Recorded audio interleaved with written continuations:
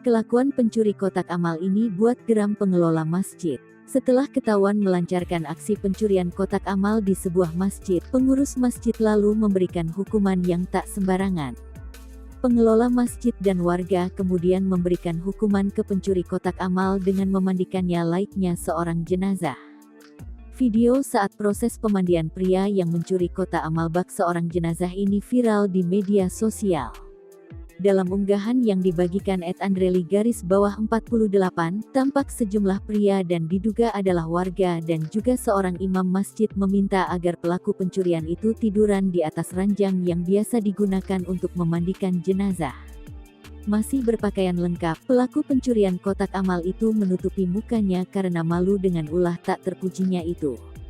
Seorang pria yang diketahui sebagai imam masjid kemudian menyiramkan air ke seluruh badan pencuri kotak amal masjid.